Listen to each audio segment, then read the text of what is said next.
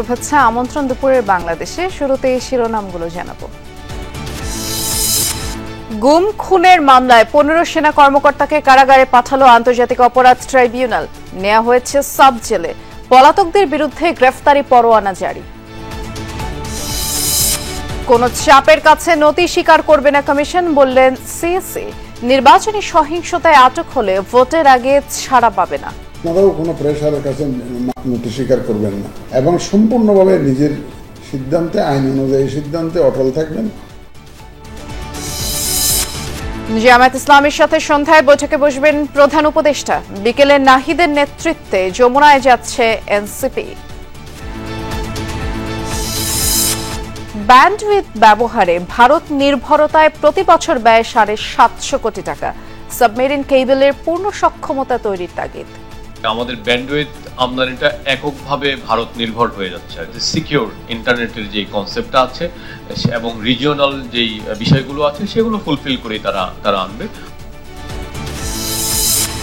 সুনাম হারিয়ে দূষণের শহরে পরিণত হয়েছে রাজশাহী। টানা নির্মাণ কাজ আর গাছ জলাশয়ের অভাবে অস্বাস্থ্যকর পরিবেশ। নগরায়নে রাখতে হবে পরিকল্পনার ছাপ।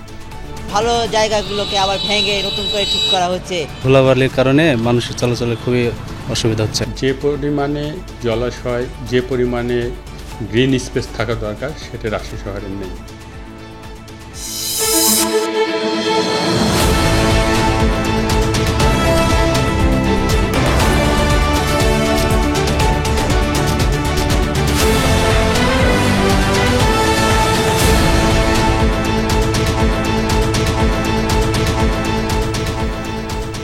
শিরোনামগুলো শুনছিলেন। এছাড়াও দেশ বিদেশে আরো খবর নিয়ে দুপুরের বাংলাদেশে নুসরাত বৃষ্টি আপনাদের সাথে আছি। মানবতা বিরোধী অপরাধের মামলায় 15 সেনা কর্মকর্তাকে কারাগারে পাঠানোর নির্দেশ দিয়েছেন আন্তর্জাতিক অপরাধ ট্রাইব্যুনাল 1। বিচারপতি মোহাম্মদ গোলাম মর্তুজা মজুমদারের নেতৃত্বাধীন 3 সদস্যের ট্রাইব্যুনাল সকাল 8:30টার দিকে এই আদেশ দেন। হাজির না হওয়ায় সাবেক প্রধানমন্ত্রী শেখ হাসিনা, সাবেক স্বরাষ্ট্রমন্ত্রী আসাদুজ্জামান খান এবং মেজর জেনারেল কবিরুল সহ অন্যদের বিরুদ্ধে গ্রেফতারি পরোয়ানা জারি করা হয়েছে। আমাদের দুজন সহকর্মী মাইনুল মারুফ ও এম এ আজিজকে সাথে নিয়ে আরো জানাচ্ছেন সহকর্মী আব্দুল্লাহ তুহিন। ট্রাইব্যুনাল কার্যক্রম শুরুর আগেই সকাল 7টার দিকে ঊর্ধ্বতন এই সেনা কর্মকর্তাদের শীতাতপ নিয়ন্ত্রিত প্রিজন ভ্যানে হাজির করা হয়। এর আগে ঢাকা সেনানিবাসে সাব জেলে তাদেরকে সেনা হেফাজতে রাখা হয়েছিল। মানবতা বিরোধী অপরাধের আলাদা 3টি মামলায় গ্রেফতার করা হয় র্যাবের সাবেক অতিরিক্ত মহাপরিচালক brigadier general Mohammad Jahangir Alam, Tofail Mostafa Sarwar, Mohammad Kamrul Hasan, Mohammad Mahbub Alam, brigadier KM Azad, colonel Abdullah Al Momen, র্যাবের গোয়েন্দা শাখার সাবেক পরিচালক লেফটেন্যান্ট কর্নেল মোহাম্মদ মশিউর রহমান, সাইফুল ইসলাম সুমন, সরার বিন কাশেম, রেদওয়ানুল ইসলাম, বিজিবির সাবেক কর্মকর্তা মেজর মোহাম্মদ রাফাত বিন আলম ও কর্নেল আনোয়ার লতিফ খান, যিনি অবসরকালীন ছুটিতে রয়েছেন, যাদের বিরুদ্ধে গুম করে নির্যাতন এবং জুলাই আন্দোলনে হত্যার অভিযোগ আনা হয়েছে। এ বিষয়ে সংক্ষিপ্ত শুনানি করেন ট্রাইব্যুনাল। দুটো মামলার মধ্যে একটি মামলা ছিল র্যাপিড অ্যাকশন ব্যাটালিয়নের পরিচালিত যে বন্দিশালা ছিল TFI সেল, সেইখানে কিছু বন্দীকে আটক করে রাখা 2016 সাল থেকে 2024 সাল পর্যন্ত 14 জন বন্দীকে সেখানে গুম করে রাখার অভিযোগে যে মামলাটি ছিল, সেখানে 10 জন আসামিকে হাজির করা হয়েছিল। তাদেরকে গ্রেপ্তার দেখিয়ে কারাগারে প্রেরণের নির্দেশ দেওয়া হয়েছে। ঊর্ধ্বতন এই সেনা কর্মকর্তাদের শেষ পর্যন্ত ট্রাইব্যুনালে হাজির করা হবে কিনা তা নিয়ে সামাজিক যোগাযোগ মাধ্যম সহ নানা মহলে আলোচনা ছিল তুঙ্গে। তারা যেমন জুলাই আগস্টে নিরস্ত্র ছাত্র জনতার উপরে যে পরিচালিত হত্যাযজ্ঞের সময় তারা যেমন রুখে দাঁড়িয়েছিলেন বা মাঝখানে ভূমিকা পালন করেছিলেন, যেটা জাতি স্মরণ করে, একইভাবে এই যে বিচার প্রক্রিয়া, গুমের বিচার প্রক্রিয়ার ক্ষেত্রেও তারা তাদের সহযোগিতা করছেন, আইনের প্রতি তাদের শ্রদ্ধা দেখিয়েছেন। এটাও আমরা এই আজকের এই সময়ে আমরা উল্লেখ করতে চাই। দেশপ্রেমিক সেনাবাহিনীর ব্যাপারে যে সমস্ত অপপ্রচার যারা করেন তাদেরকে আমরা বলবো অপপ্রচার করবেন না। আরেক গুমের মামলায় DGF-এর সাবেক 3 পরিচালক major general Sheikh Mohammad Sarwar Hossain, brigadier general Mohammad Mahbubur Rahman Siddiqui ও ব্রিগেডিয়ার জেনারেল আহমেদ তানভীর মাজহার সিদ্দিকীকেও কারাগারে পাঠানোর নির্দেশ দেওয়া হয়েছে। 8 ঘন্টারও কম সময়ের শুনানির পর তাদের নিয়ে যাওয়া হয় সেনানিবাসের সাব জেলে। এসব মামলায় পলাতক 17 আসামিকে হাজির হতে 7 দিনের মধ্যে পত্রিকায় বিজ্ঞপ্তি দেওয়ার নির্দেশ দিয়েছেন ট্রাইব্যুনাল। এ সময় জামিন এবং ভার্চুয়ালি আদালতে হাজিরার নির্দেশনা চেয়ে দুটি আবেদন করেন 15 সেনা কর্মকর্তার পক্ষের আইনজীবী, যার শুনানির দিন ধার্য হবে পরবর্তীতে। আত্মসমর্পণ, টেকনিক্যালি প্রসিকিউশন বলেছে গ্রেপ্তার, আমরা বলি আত্মসমর্পণ। কারণ তারা আজকে সকালে স্বেচ্ছায় এখানে আসছে, পুলিশ যে তাদেরকে গ্রেপ্তার করা হয় নাই, অ্যাডমিনিস্ট্রেটিভ সুবিধার জন্য তাদেরকে একটা গাড়িতে আনা হয়েছে। নিরাপত্তা এবং প্রশাসনিক সুবিধার কারণে এই ফ্যাসিলিটিটা ব্যবহার করা হয়েছে। তারা প্রকৃতপক্ষে আত্মসমর্পণ করেছে। ঢাকা সেনানিবাসের একটি ভবনকে সাময়িক কারাগার ঘোষণা করেছিল স্বরাষ্ট্র মন্ত্রণালয়। সেখানেই রাখা হবে ঊর্ধ্বতন এই সেনা কর্মকর্তাদের। আব্দুল্লাহ তুহিন, যমুনা নিউজ, ঢাকা। জুলাই আগস্ট আন্দোলনে সংঘটিত মানবতা বিরোধী অপরাধের মামলায় ক্ষমতাচ্যুত প্রধানমন্ত্রী শেখ হাসিনা সহ 3 জনের পক্ষে স্টেট ডিফেন্সের 3য় দিনের যুক্তিতর্ক চলছে। গতকাল 2য় দিনের মতো সম্পন্ন হয়েছে রাষ্ট্র নিযুক্ত আইনজীবী মোহাম্মদ আমির হোসেনের যুক্তিতর্ক। আন্তর্জাতিক অপরাধ ট্রাইব্যুনাল 1-এর চেয়ারম্যান বিচারপতি মোহাম্মদ গোলাম মর্তুজা মজুমদারের নেতৃত্বাধীন 3 সদস্যের বিচারিক প্যানেলে এই যুক্তিতর্ক হয়। গত সোমবার পলাতক আসামিদের পক্ষে যুক্তিতর্ক উপস্থাপন শুরু করেন আমির হোসেন। তিনি নিজের যুক্তিতর্কে শেখ হাসিনা ও সাবেক স্বরাষ্ট্রমন্ত্রী আসাদুজ্জামান খান কামালের বিরুদ্ধে প্রসিকিউশনের পক্ষে আনা অভিযোগ সহ বিভিন্ন বক্তব্যের বিরোধিতা করেন। বলেন, ড্রোন ছাত্র জনতাকে হত্যার উদ্দেশ্যে চিহ্নিত করতে ব্যবহার হয়নি, ক্ষয়ক্ষতি কমিয়ে আনতে আন্দোলনকারীদের সরিয়ে দিতেই ড্রোন ব্যবহৃত হয়। এছাড়া জুলাই আগস্টে হত্যাকাণ্ডের দায় শেখ হাসিনা ও আসাদুজ্জামান খান কামালের নয় বলেও উল্লেখ করেন তিনি।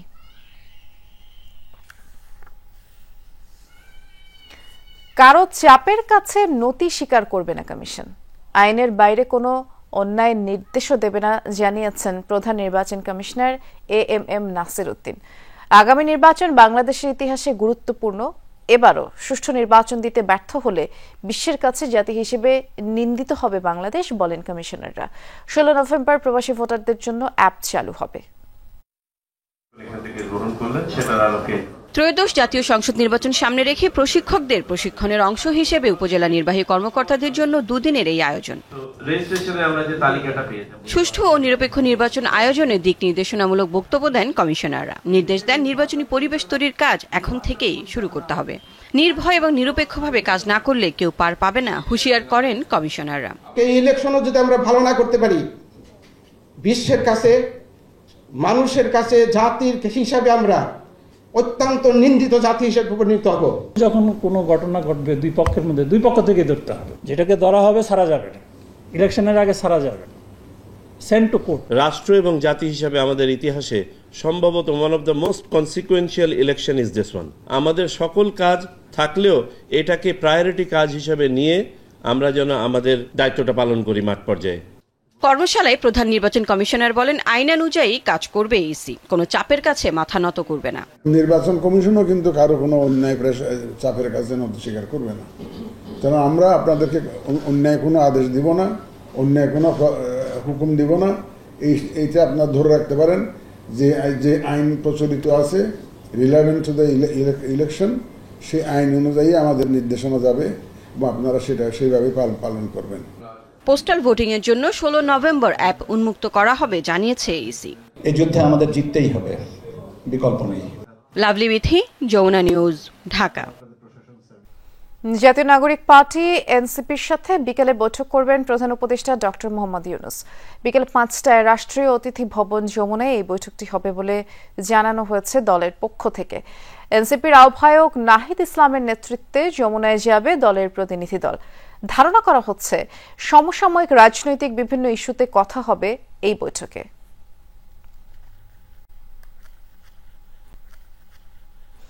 এদিকে সন্ধ্যায় জামায়াতের সাথেও বৈঠক করবে প্রধান উপদেষ্টা ডক্টর মোহাম্মদ ইউনূস। বিকেল 6টায় রাষ্ট্রীয় অতিথি ভবন যমুনায় এই বৈঠকটি হওয়ার কথা রয়েছে। এজন্য জামায়াতের নায়েবে আমির ডাক্তার সৈয়দ আব্দুল্লাহ মোহাম্মদ তাহেরের নেতৃত্বে 5 সদস্যের একটি প্রতিনিধি দল যমুনায় যাবে। গতকাল প্রধান উপদেষ্টার সাথে বিএনপির শীর্ষ নেতাদের বৈঠকের পর প্রধান উপদেষ্টার প্রেস উইং থেকে পাঠানো এক বিজ্ঞপ্তিতে জামায়াতের সাথে এই বৈঠকের বিষয়টি নিশ্চিত করা হয়।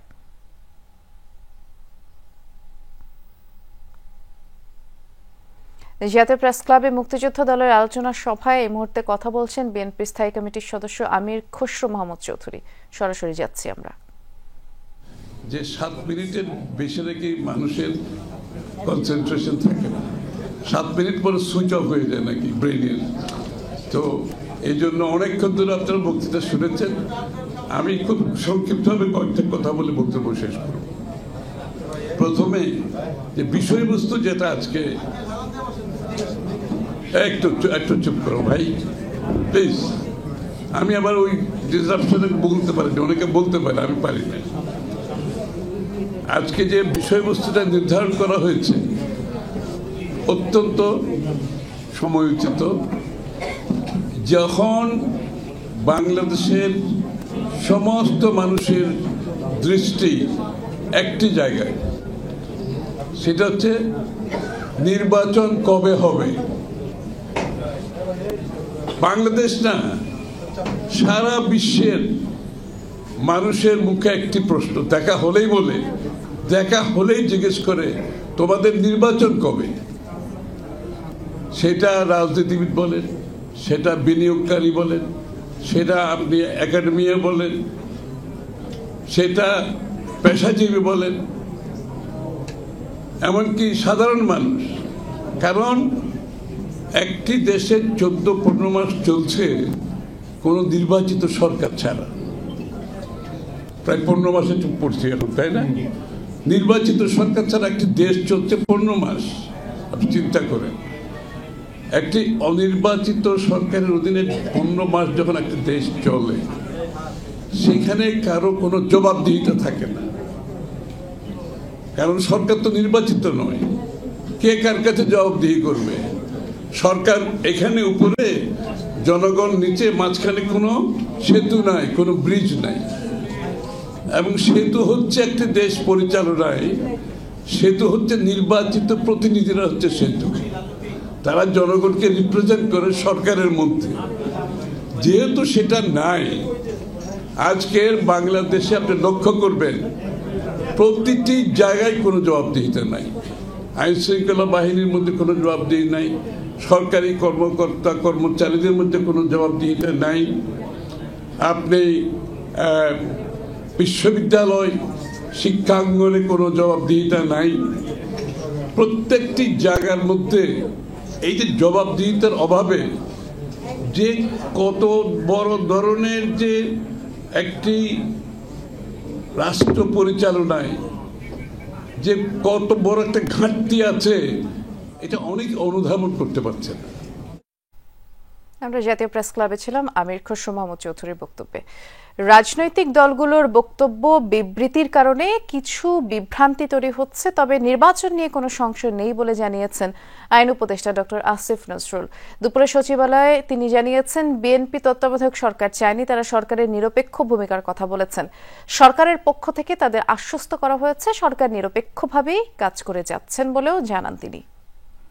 বিএনপির সাথে আলোচনা যেটা বুঝেছি, ওনারা তত্ত্বাবধায়ক সরকার চাননি, ওনারা চেয়েছে ইন্টারিম গভর্নমেন্ট যেন তত্ত্বাবধায়ক সরকারের মতো ভূমিকা পালন করে, নিরপেক্ষ ভূমিকা পালন করে। তো আমরা ওনাদেরকে বলেছি আমরা নিরপেক্ষ ভূমিকাই পালন করছি। আস্থার অভাব আছে নাকি আমি জানি না, তবে আমার মনে হয় রাজনৈতিক দলগুলোর মধ্যে যেরকম অনৈক্য থাকে আপনার, ওনারা একজন আরেকজনের বিরুদ্ধে যেভাবে বলে ওইটার কারণে হয়তো। সাইবার সুরক্ষা অধ্যাদেশের মামলায় বুয়েট শিক্ষার্থী শ্রীশান্ত রায়কে কারাগারে পাঠিয়েছে আদালত। সকালে চকবাজার থানার মামলায় আদালতে তোলা হলে বিচারক এই শিক্ষার্থীকে কারাগারে রাখার আদেশ দেন। পুলিশ জানিয়েছে সামাজিক যোগাযোগ মাধ্যম রেডিট ব্যবহার করে নারীদের নিয়ে কুরুচিপূর্ণ মন্তব্য করতেন শ্রীশান্ত রায়। এর পাশাপাশি মুসলিম নারীদের পোশাক নিয়েও নানা প্ল্যাটফর্মে তিনি বাজে মন্তব্য করতেন। ওই স্ক্রিনশটগুলো যাচাই করা হচ্ছে জানিয়ে পুলিশ বলছে শ্রীশান্তর বিরুদ্ধে সকল অভিযোগ খতিয়ে দেখা হচ্ছে, তদন্ত করে দ্রুতই প্রতিবেদন জমা দিবে থানা পুলিশ। এর আগে মঙ্গলবার রাতে সহপাঠীকে ধর্ষণের অভিযোগে শ্রীশান্ত রায়ের বহিষ্কার চেয়ে বিক্ষোভ করেন সাধারণ শিক্ষার্থীরা।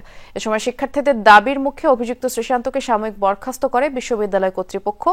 পরে তার বিরুদ্ধে চকবাজার থানায় মামলা করে বুয়েট। রাত 4টার দিকে পুলিশ শ্রীশান্তকে আটক করে থানায় নিয়ে যায়। সকালে সাইবার সুরক্ষা অধ্যাদেশের মামলায় আদালতে তোলা হয় তাকে।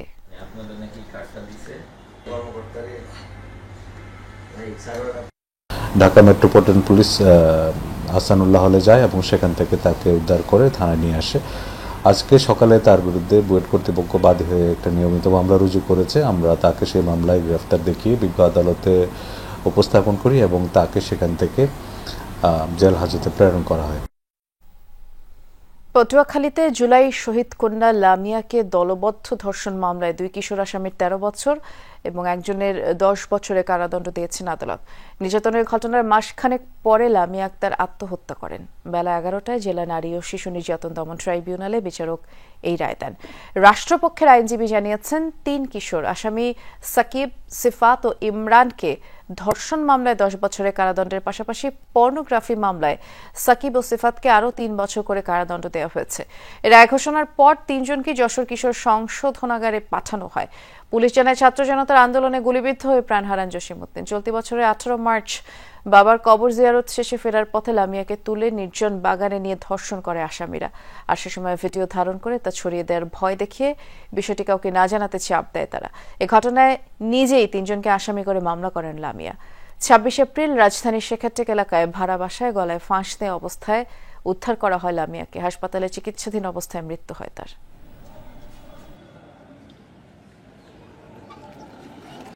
তিনজনের বিরুদ্ধে 9-3 ধারা এবং সাকিব আল হাসান মুন্সি এবং সিফাত মুন্সি তাদের বিরুদ্ধে পর্নোগ্রাফি আইনের ধারায় 8-1 এবং 8-7 ধারায় বিজ্ঞ ট্রাইব্যুনাল 3 জনকে 10 বছর এবং সিফাত এবং সাকিবকে পর্নোগ্রাফি আইনে আরো 3 বছর, উভয় সাজায় বিনাশ্রম কারাদণ্ড এবং উভয় সাজায় একটার পর একটা চলবে। চট্টগ্রাম বন্দরের নিউমুরিং টার্মিনাল বিদেশি প্রতিষ্ঠানকে ইজারা দেওয়ার উদ্যোগের প্রতিবাদে বন্দর অভিমুখে শ্রমিক কর্মচারীদের পদযাত্রা পুলিশি বাধায় পণ্ড হয়ে গেছে। সকালে আগ্রাবাদ মোড় থেকে বন্দরে যাওয়ার পথে বাধার মুখে পড়ে শ্রমিকরা।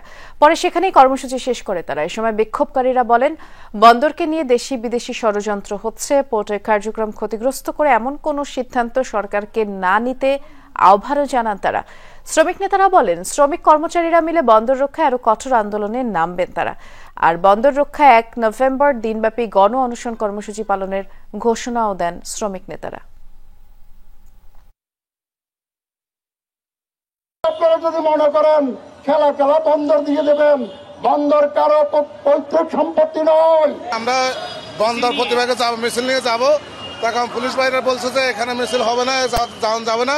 বন্দর কেন্দ্রে কোনো প্রকার কোনো মিছিল, মিটিং, র্যালি কিছুই করা যাবে না। সুতরাং আমার ডবলবনি থানা থেকে তারা ওখানে বন্দর অভিমুখে যেতে চাইছিল। আমি পথের মধ্যে তাদের প্রতিবাদ শেষ করে এখানে তাদেরকে শেষ করে দিচ্ছি। তিস্তা মহাপরিকল্পনার কাজ নভেম্বরেই শুরুর দাবিতে রংপুরে সর্বস্তরের ছাত্র জনতার ব্যানারে চলছে মানববন্ধন কর্মসূচি। এ বিষয়ে আরো বিস্তারিত জানতে আমরা যাচ্ছি সহকর্মী সরকার মাজহারুল মান্নানের কাছে। মাজহার, আমাদেরকে একটু এই কর্মসূচি সম্পর্কে বিস্তারিত জানাবেন। আন্দোলনকারীরা কি বলছেন তাও জানতে চাই।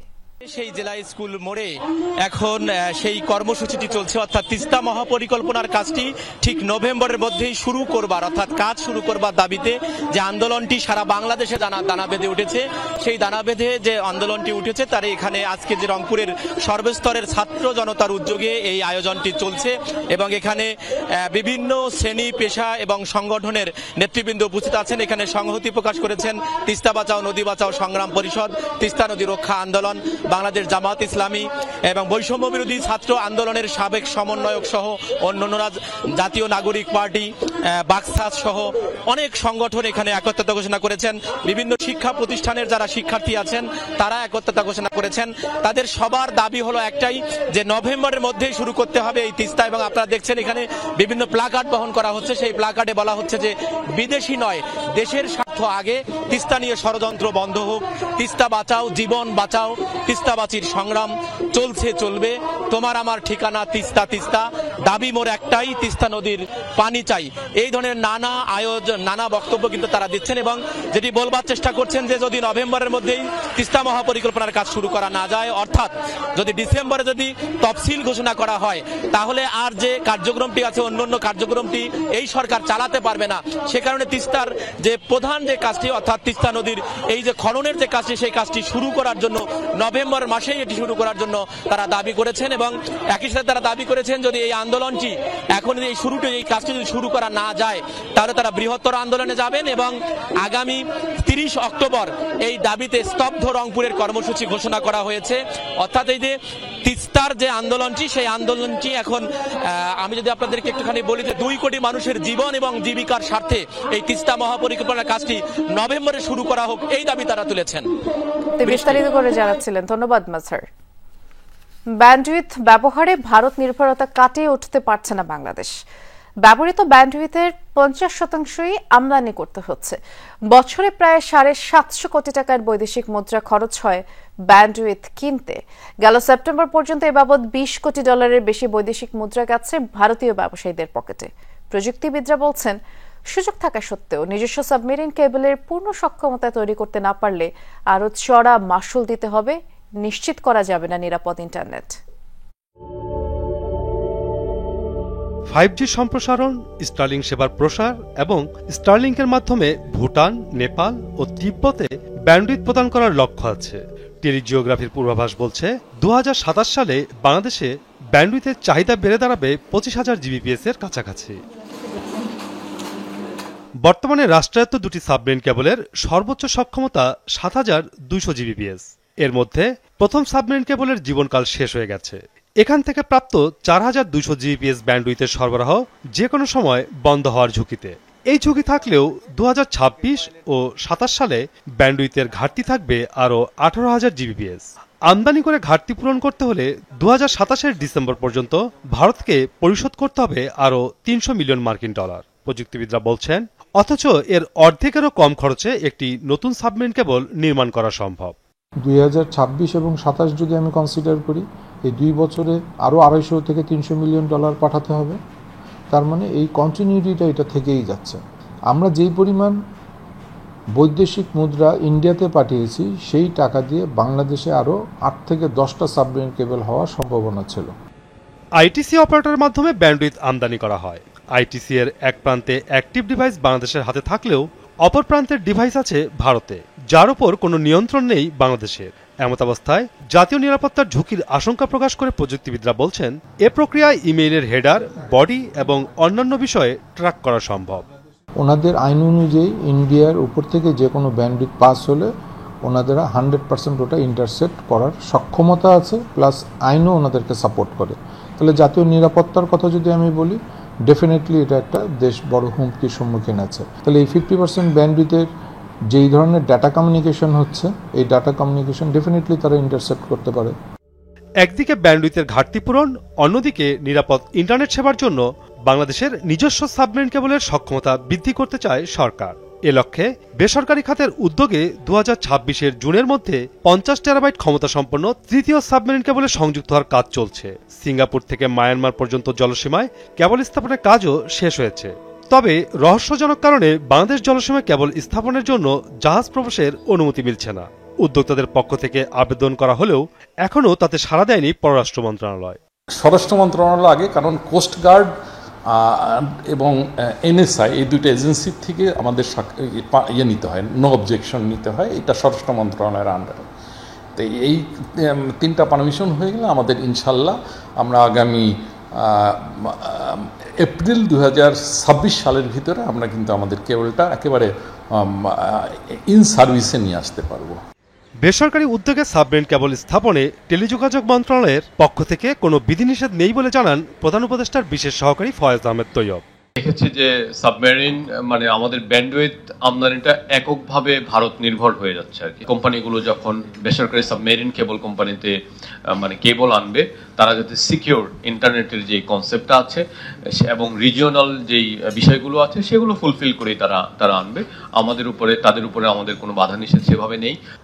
রাষ্ট্রায়ত্ত প্রতিষ্ঠান বিএসসিসিএল এর পাশাপাশি 3টি বেসরকারি প্রতিষ্ঠানকে সাবমেরিন কেবলের লাইসেন্স দিয়েছে সরকার। মাসুদুজ্জামান রবিন, যমুনা নিউজ, ঢাকা। সিরাজগঞ্জ জেনারেল হাসপাতালে অর্থ দিলেই মেলে গ্রিভার্স বা গুরুতর জখমের ডাক্তারি সনদ। অভিযোগ, হাসপাতালের জরুরি বিভাগের কয়েকজন অসাধু চিকিৎসক ও কর্মচারী দালাল চক্রের মাধ্যমে দীর্ঘদিন ধরেই এই সনদ বাণিজ্য করছেন। এতে মিথ্যা মামলার ফাঁদে পড়ে সীমাহীন হয়রানির শিকার হচ্ছেন নিরীহ মানুষ। জমি নিয়ে বিরোধের জেরে ছোট ভাইয়ের স্ত্রীকে হত্যার উদ্দেশ্যে মাথায় গুরুতর জখমের মামলায় নিয়মিত আদালতে হাজিরা দিচ্ছেন বেলকুচির হাফিজুল ইসলাম। তার স্ত্রী সন্তানও মামলার আসামি। পরিবারটির অভিযোগ, বাগবিতণ্ডার এক পর্যায়ে সামান্য হাতাহাতি হয়, অথচ মামলা দেয়া হয়েছে গুরুতর অভিযোগে। ছোট ভাই হামিদুলের বিরুদ্ধে সিরাজগঞ্জ জেনারেল হাসপাতাল থেকে অর্থের বিনিময়ে গ্রিভিয়াস বা গুরুতর জখম সনদ নেয়ারও অভিযোগ করেন হাফিজুর। হাসপাতালের রেজিস্টার খাতায় দেখা যায় গত 23 জুলাই ভর্তি হন হামিদুলের স্ত্রী নাজমা খাতুন। ফিজিক্যাল অ্যাসাল্ট লেখা থাকলেও কোথাও উল্লেখ নেই হেড ইনজুরির। যদি মারামারি রোগী হয়, ফিজিক্যাল অ্যাসাল্ট থাকে, তাহলে ফিজিক্যাল অ্যাসাল্ট লিগে, আর মারামারি করার পরে মাথায় আঘাত নিয়ে আসে তাহলে সেটা head injury with physical assault. Doctor Shimul, Faisal, Mitul এরা যায় এমসিটা দিছে, এমসিটাও অনেক গরমিল আছে। এ বিষয়ে ক্যামেরার সামনে কথা বলতে রাজি হননি মামলার বাদী হামিদুল ও তার স্ত্রী নাজমা। পুলিশ ও আইনজীবীরা বলছেন আদালতে বিচারের মাধ্যমেই এই ঘটনার সত্য মিথ্যা বেরিয়ে আসবে। তবে তারা জানান সিরাজগঞ্জ জেনারেল হাসপাতালে গ্রিভিয়াস বা গুরুতর জখম সনদ বাণিজ্যের কারণে বাড়ছে মিথ্যা মামলার সংখ্যা। মামলায় 326 ধারা কার্যকর করতে বাদীপক্ষ অর্থের বিনিময়ে ভুয়া সনদ সংগ্রহ করে। এ নিয়ে সম্প্রতি আদালত ইনজুরি সার্টিফিকেট আইনে নির্ধারিত ফরমে প্রদান করার আদেশ দেন। একটি মামলায় জেনারেল হাসপাতালের 3 চিকিৎসককে লিখিত ব্যাখ্যা দেওয়ারও নির্দেশ দেওয়া হয়।